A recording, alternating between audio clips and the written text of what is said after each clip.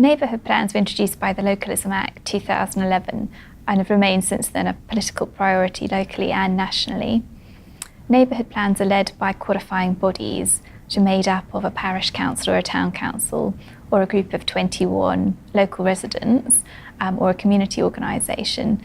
And they start by trying to designate a neighbourhood plan area by applying to the local planning authority. Quite often that can be the area of the parish council, or it can be another area, and in some circumstances can be over more than one local planning authority's area. And once the area has been designated, they'll start drafting the plan, which normally involves quite a considerable degree of community consultation,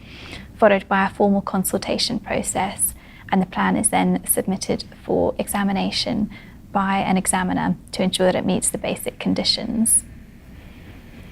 After the examination, the plan will go to a referendum if the examination has been successful, and if the plan passes the referendum, it's then formally made by the local planning authority and will become part of the local development framework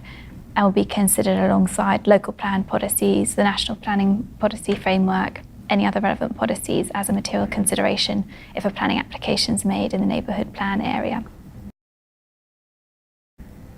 Planning appeals can be recovered by the Secretary of State where there's an application for 10 or more homes in an area with a neighbourhood plan, demonstrating how important they are politically, that the Secretary of State can step in to make a decision in that situation.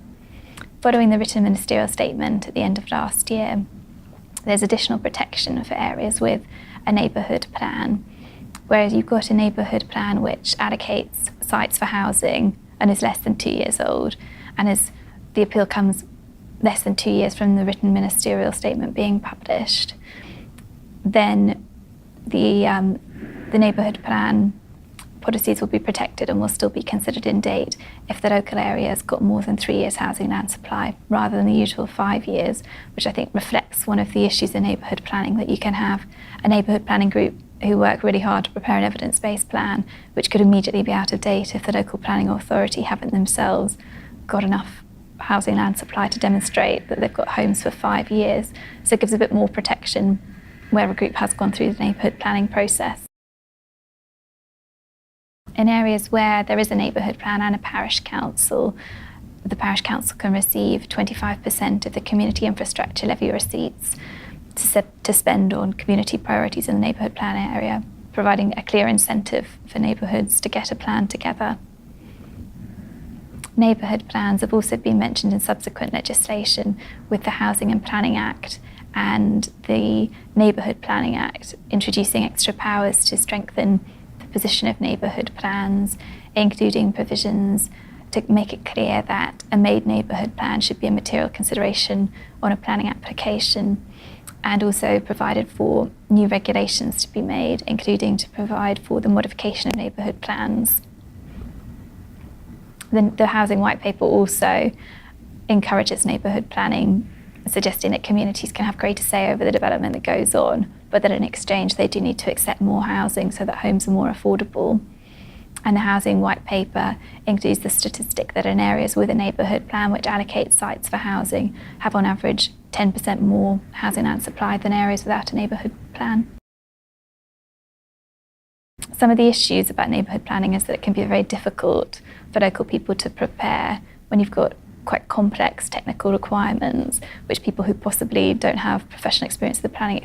planning process might have not come into contact with before.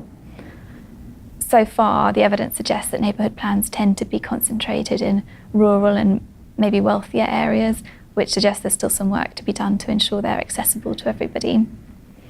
One of the particular issues can be where the local plan isn't up to date at the point a neighbourhood plan is prepared,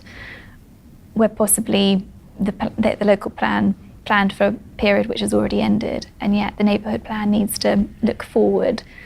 and it's then got to work out how that neighbourhood plan can still be in general conformity with the strategic policies.